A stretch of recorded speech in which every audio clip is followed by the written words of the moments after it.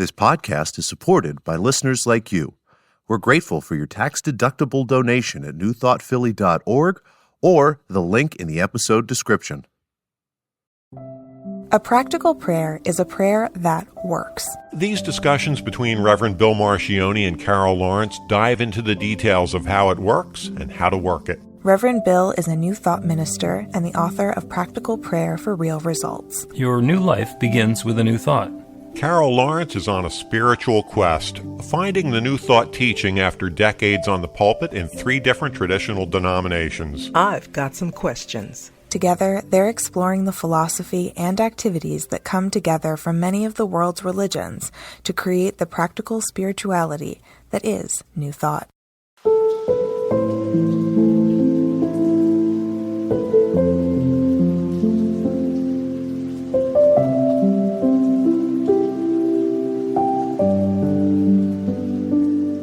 Welcome to the Practical Prayer Podcast. I'm Carol, here with Reverend Dr. Bill Marcioni. We have a wonderful conversation. You have implied that you would like to talk about meditation. Yes, because there are so many, I use the word voices, but there are so many ways that people advise that you do it. And of course, when I was first exposed to it, this is the way you do it. And and it didn't feel comfortable to me, but I thought, well, it's me, it's my problem, and I'm the one. And so I struggle because this is the way you do it. And then now, many years later, there have been so many different ways to approach it.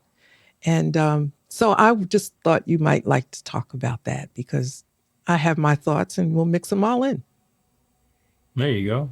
Well, big picture, and this might cut the conversation really short, is the idea in a meditation, which is different than in a prayer, is to make enough of a quiet space that the still small voice of the infinite can be heard.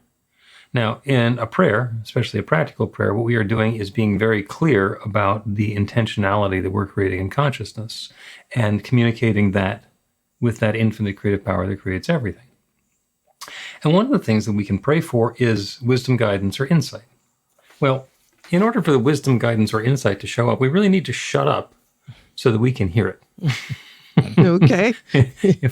If I say I want a sign and then I close my eyes, or I'm looking down at my phone and I'm not paying attention to the sign, okay, well, what happened? Okay, a whole squadron of fighters just flew overhead going in that direction. Or there was a billboard that said, go to this place. And if I'm not paying attention, then I'm not going to get the benefits of what it was that I said that I wanted. So meditation is about a technique that lets us quiet our mind so that we can hear the infinite when it tells us something new. Mm-hmm. Mm-hmm.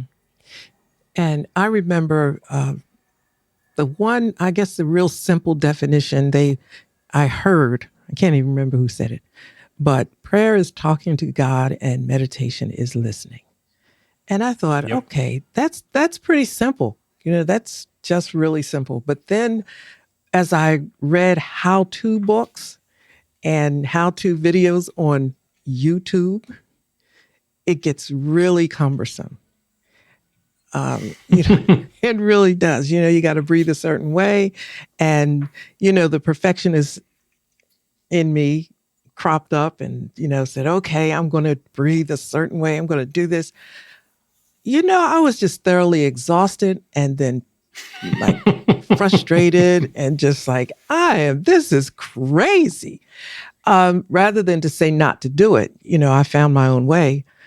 But listen, there's just too much noise out there. Psalm 46:10 says, be still and know that I am God. I said, you know what? That's gold.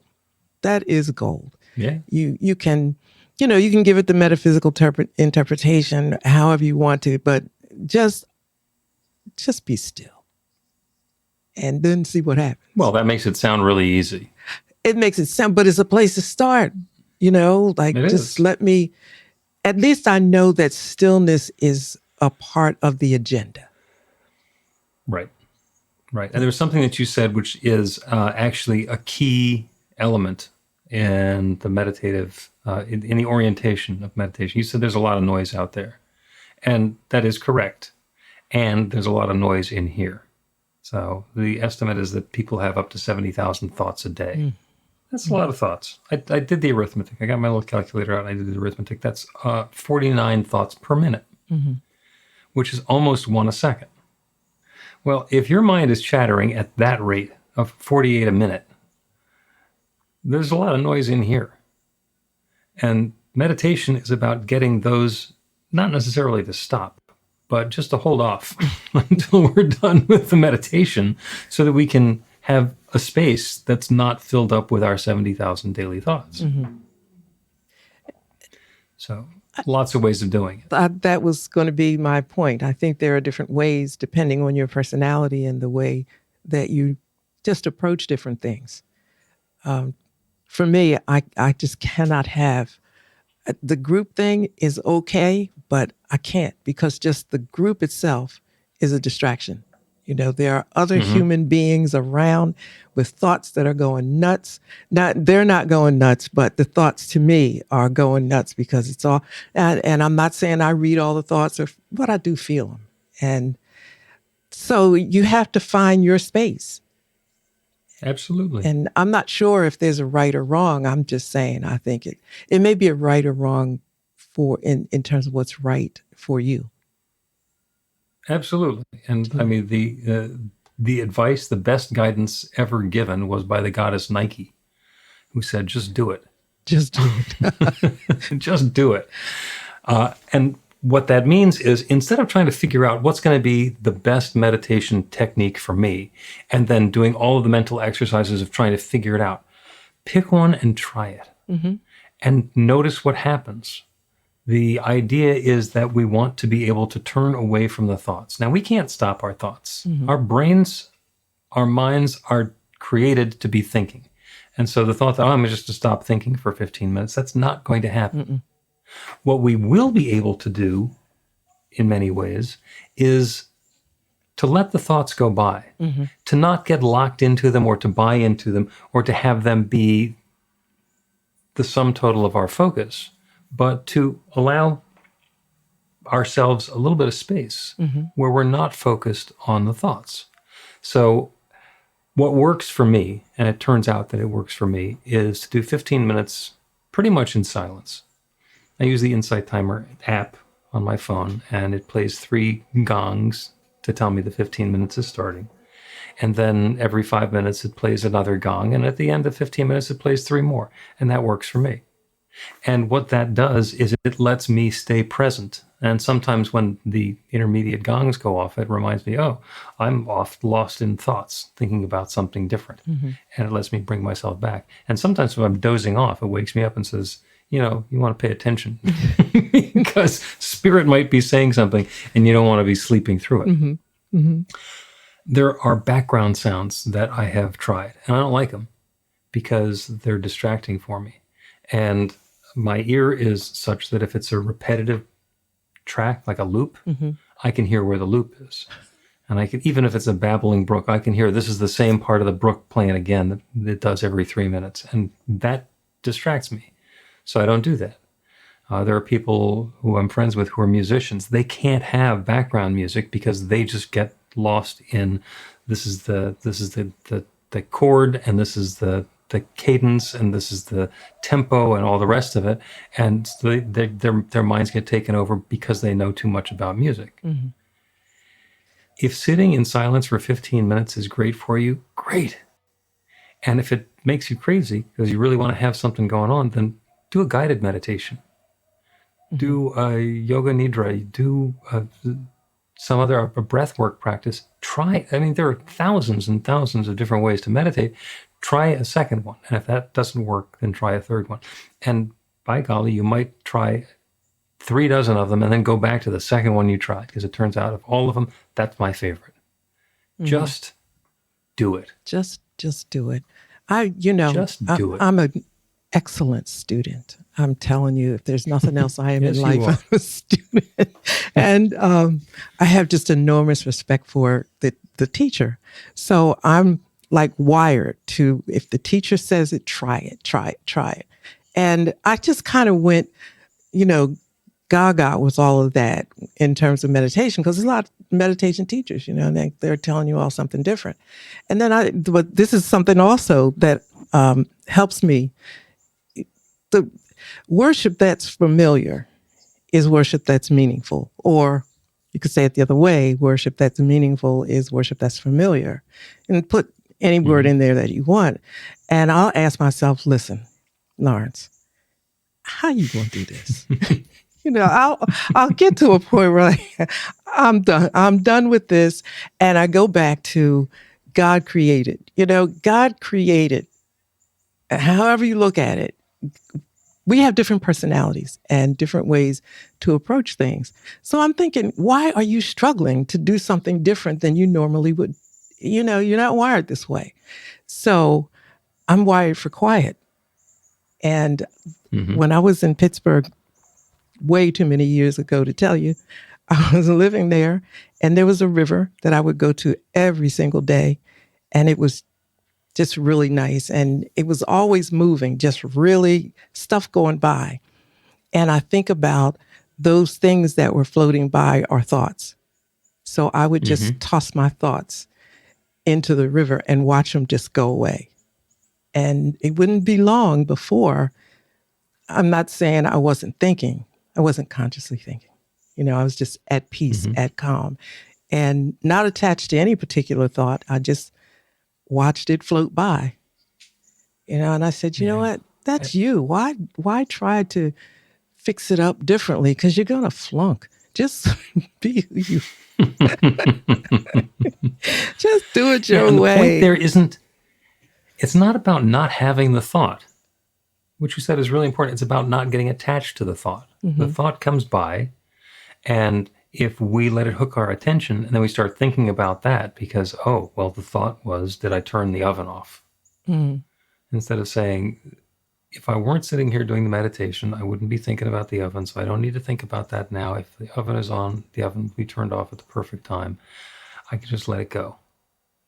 Instead of going and obsessing about that, or what's on my to-do list, or what did she mean when she said that, or any of those other things that come along and try and hook our attention. We can just let them go by. And it's when our thoughts get hooked that we stop being in a meditative state and start being in an active thinking state, and it drags us off of the intention that we had of meditating. I think like anything else, I just talk to it, right? I said, look, I'll get back to you with that. I'll get back to you. I can't deal with you right now. I can't. And let it go, because that's me acknowledging that I am not going to be hooked to this right now. It's there. Right. It may or may not come back, but it's just cool with me to say it consciously, say, not right now. I'll get back to you. And after a bit, it's okay. But, people think that I'm a little odd anyway, so maybe that's not the recommended way to do it or suggested, but I just remember the river and the thoughts. Yeah. The right way to meditate is the way that works for you. One of the visualizations that we do in our entry-level New Thought class is you visualize your mind as a pond, a pool of water, with ripples blowing across the surface, which could be from a little current, or they could be from a breeze or whatever. And the ripples are the thoughts. And as we consciously watch the ripples go by, we can stop paying attention to the ripples and start paying attention to the surface of the water and let the ripples calm down a little bit. And eventually what we get to is, instead of being a bunch of ripples, there's a smooth, clear surface, and we get to be aware of the depth that's there. And if the thought comes along, if a ripple blows across the surface, we can say, oh, look, it's a ripple, and let it go. Because if it needs our attention, it'll come back. Right. I agree with that. It's all about being in a receptive place, I think. And if you're thinking and engaging, you're not really receptive to the something else or to whatever else. And I'm always open to whatever else. I don't really have something that I don't go into it saying I want an answer to this or that. because that's too disappointing for me. If it does, if I get it good, if I don't, I'm going to be upset or feel like, okay, is this something? I'm just receptive, so whatever comes, it comes. I thought about the last Great Dane I had as you were talking, and he was just extremely attached to me. I would move my foot and his foot would go into that place my last foot was. So meditation was very interesting. So I tried to push him away, and I thought, why even bother? Just put your arm around him and he's quiet, and that's it. And maybe he was meditating, who knows? But whatever works, just whatever works. I tried putting him out one time, and I couldn't feel comfortable because I knew that he was stressed. So, so I just make it okay. So you don't have to worry about this, and this. Light, no light, candle, no candle. Watch out for the, the smoke alarm. That'll... Well, that's learning. That's how we learn from experience. And there are lots of different ways to meditate, and try it. Try a way and then try a different way, and then you've got two that you can choose from, and do the one that you like better and try something else. Back to what we used to do in the marketing business is an A/B test. All right, this is currently my favorite sort of meditation. Let me try a different one and see if it becomes my favorite instead. Nope, I'm going to go back to the original one. Yeah. Let's take a break and continue talking about techniques for meditating and what it looks like to be bad at it. Learn to put practical prayer to work in your life. The steps are simple to learn and let you begin to get real results to create the life of your dreams immediately. Reverend Bill Marcione's widely acclaimed book, Practical Prayer for Real Results, gives you a clear summary of the New Thought principles behind practical prayer and the series of easy-to-understand steps found in the most effective prayers from religions and spiritual practices all over the world and throughout history. Practical prayer is not a replacement for your religion or practice. It's a technique to make the work you do in consciousness even more effective. The book includes 40 prayers on various topics that you can adapt as needed and use as your own.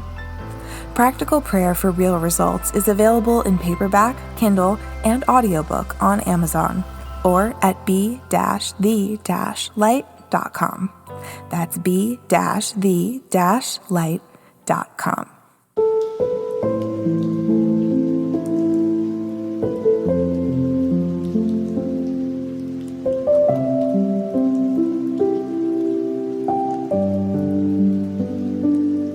Welcome back to the Practical Prayer Podcast. I'm Carol, here with Reverend Dr. Bill Marcione.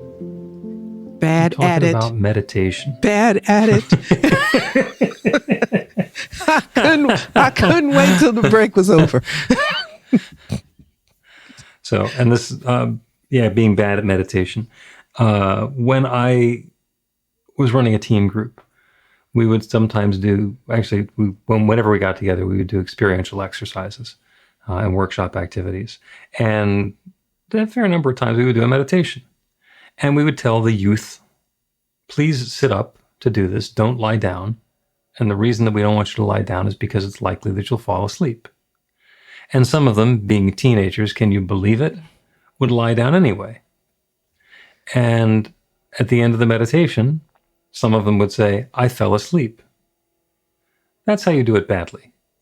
If the guidance and the instructions are, do this, and you do something different, and it doesn't work, that's meditating badly. And it's not because it's not punishment or somebody judging. It's like, if you set out to take a nap, then take a nap. Mm-hmm. But if you set out to do a meditation, then let's position ourselves and get ourselves in alignment with being able to accomplish what we want to accomplish. And sometimes it works, and sometimes it doesn't, and sometimes I have fallen asleep while sitting up. Mm-hmm. Okay. And that's, and that happens. That absolutely happens, and that's okay.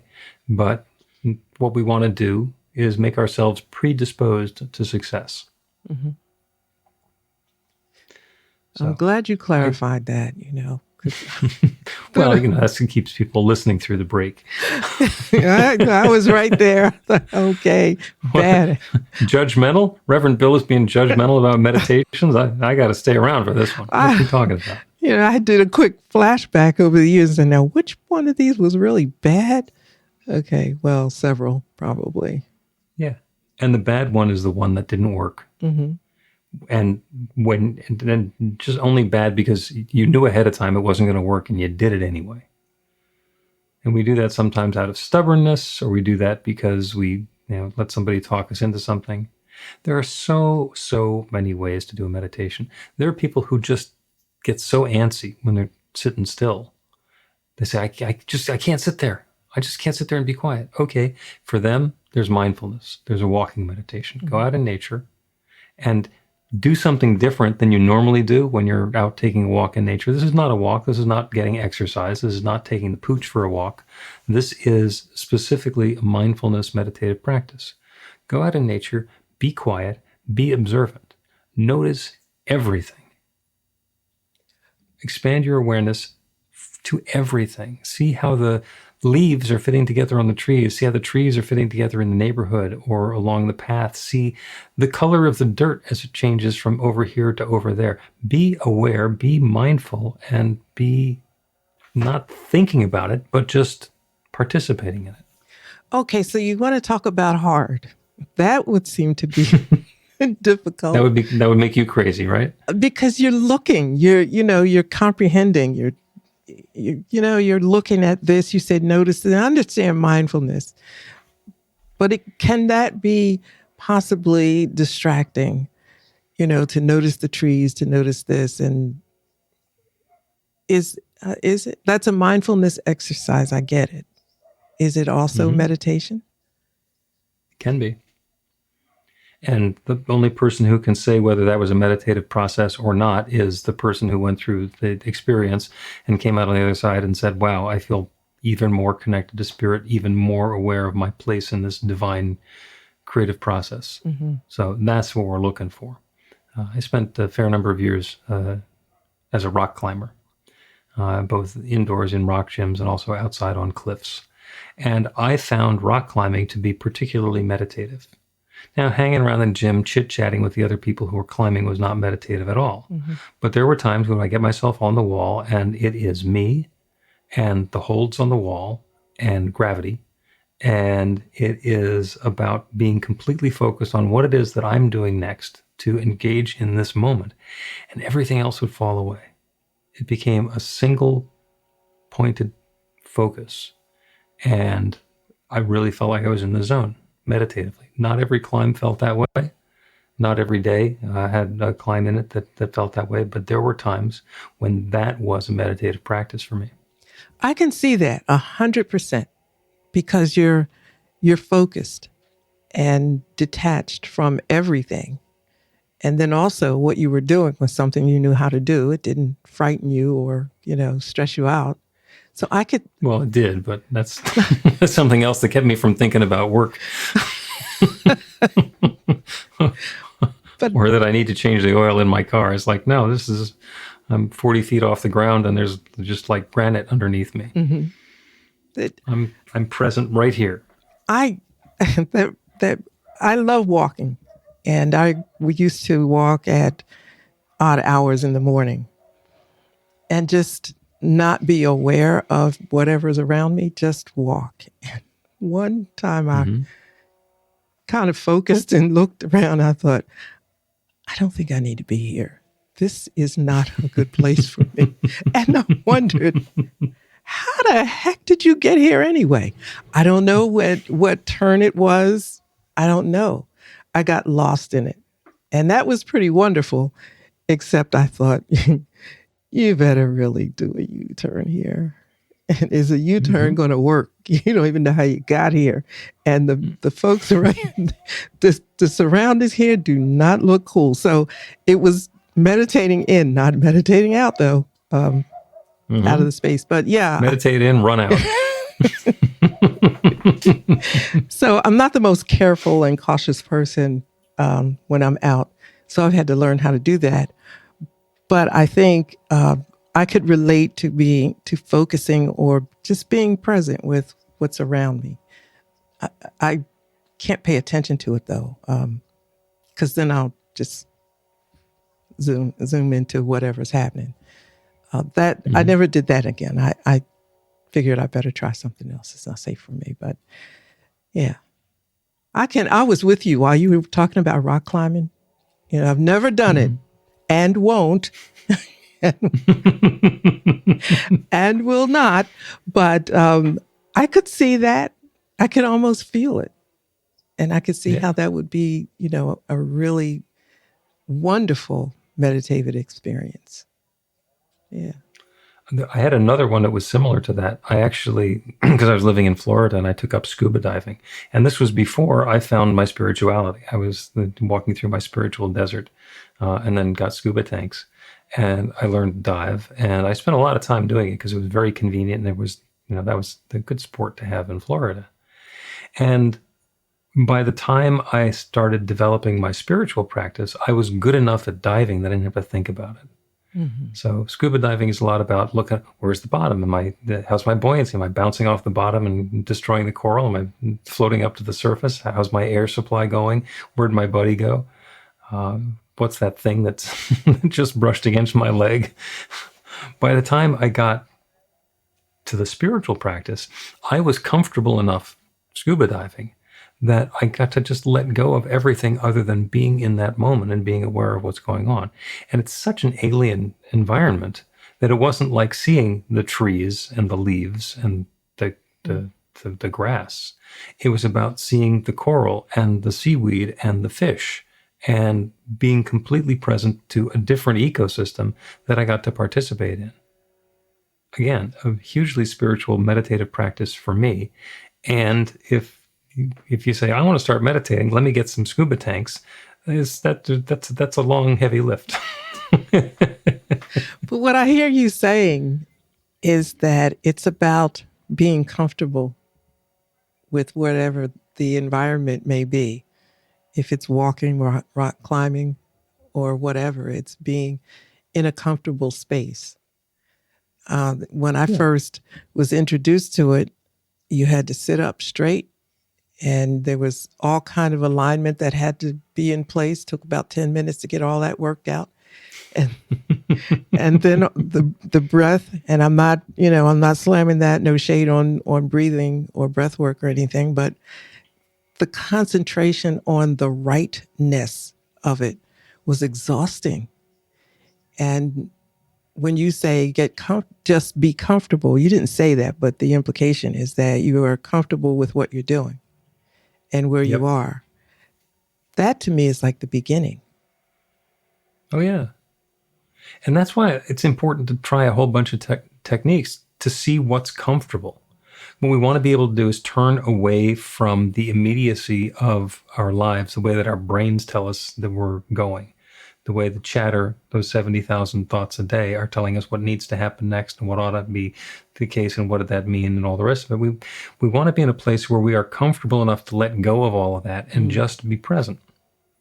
And for some people, that's sitting upright on a purple pillow in lotus position with all of these chakras in our spines aligned and our crown chakra pointing straight up from the center of the earth. Yeah.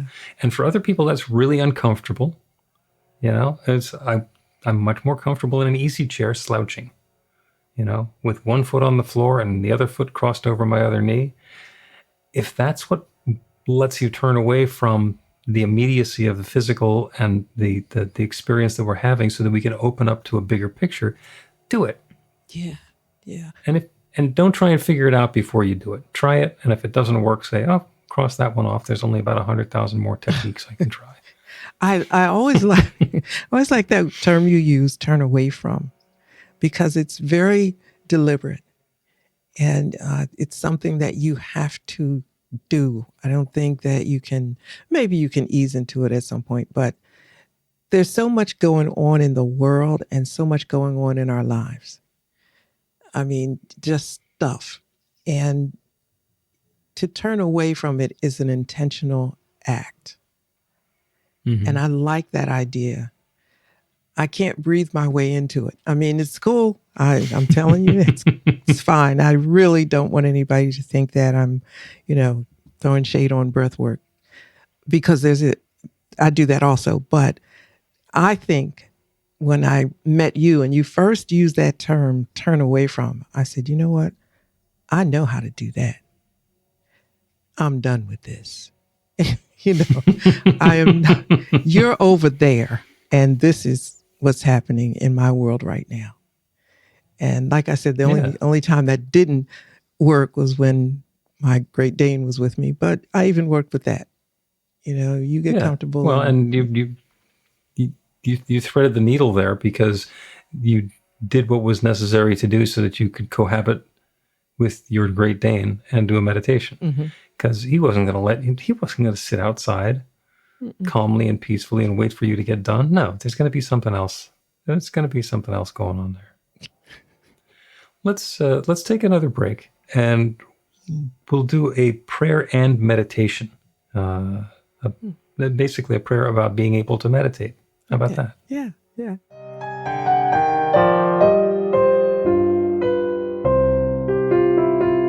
It's Reverend Bill letting you know that the Practical Prayer for Real Results class is now available on demand. That's right, you can take it at your own pace, anytime you want.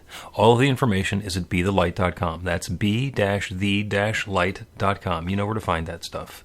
The class is 5 lessons, broken down into 18 modules, and you can take them at whatever pace is comfortable for you. As you work through the process, it starts out with the theory, goes into the practice, there are experiential activities and exercises, and at the end of the program, you will wind up with an understanding of how practical prayer works, and a practical prayer for yourself that will work to create transformation in your life. And as you know, it works for everything. Take a look at the class online at bethelight.com. There's a sample lesson so you can see how the class is going to work for you and then dive in. The great news is it's on sale now. You can register and save $20 off of the regular price. I'm looking forward to seeing you in class.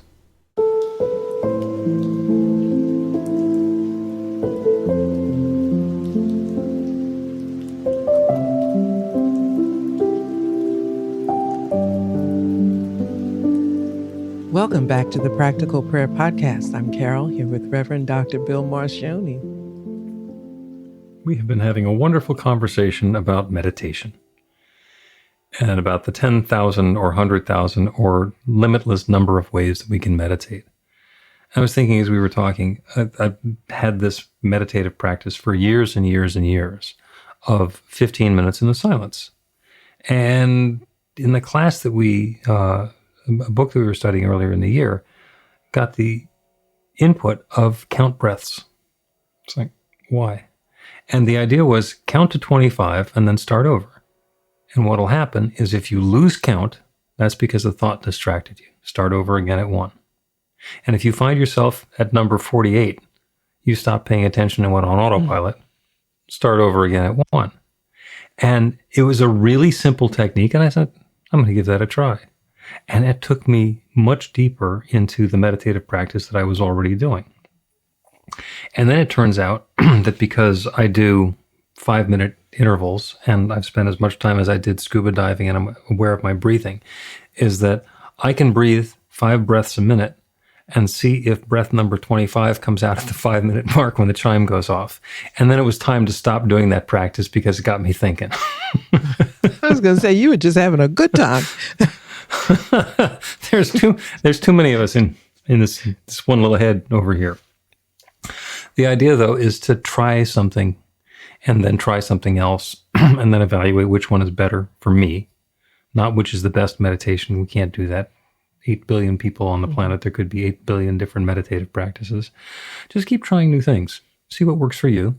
And if you find something that works for you and then somebody suggests something else, give that a try. It's not like you need to switch over to that completely, but maybe there's going to be a nuance that can get added on top of it that will bring a deeper awareness of our connection with spirit. And that's what meditation is about.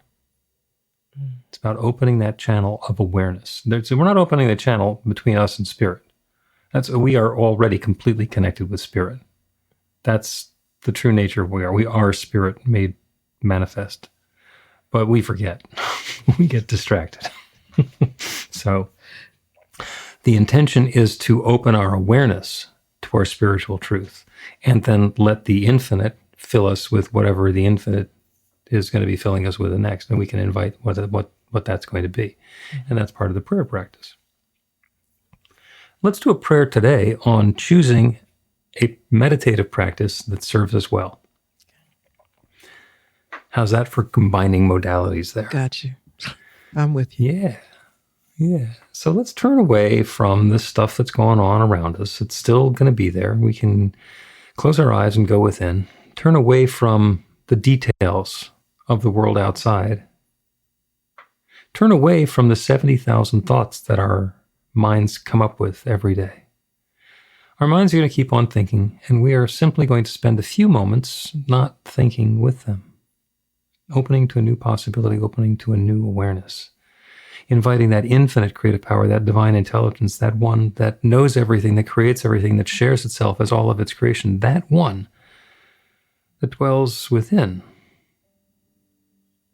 has the ability to inform us, to guide us, to let us know what is the next perfect step for us to take.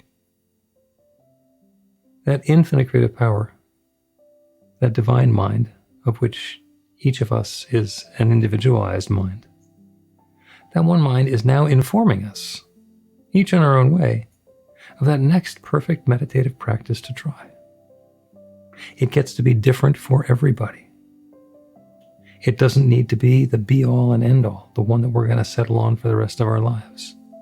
It is simply the next perfect step to take in the evolutionary path of deepening into our spiritual awareness and a rich and satisfying and uplifting meditative practice. So that's what I'm inviting. That's what I'm claiming for each of us. That divine clarity on exactly the next perfect meditative practice to engage in. The inspiration to do something new or to tweak something that's been going on for a while. The guidance is at hand. There's no wrong answer. And I know that each one is fulfilled and uplifted with exactly the right idea for this next moment.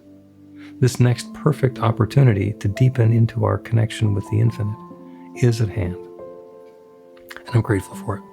I'm grateful for the wisdom that we get. I'm grateful for the awareness that we embody. And I'm grateful to be able to speak this word of intentionality, of opening, of invitation, and release it into that creative law that creates everything.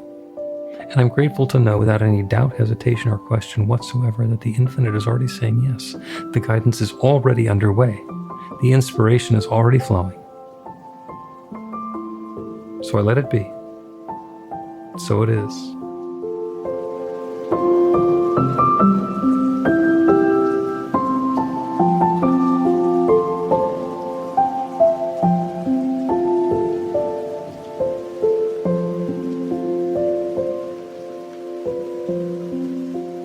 The Practical Prayer Podcast with Reverend Bill Marcioni and Carol Lawrence is a production of BeTheLight.com. be-the-light.com. where you can find more information about practical prayer for real results. Our theme is by Music of Wisdom. You can learn about the spiritual community of New Thought Philadelphia with daily guided meditations, Weekly celebrations of spirit and Reverend Bill's classes in practical spirituality at newthoughtphilly.org.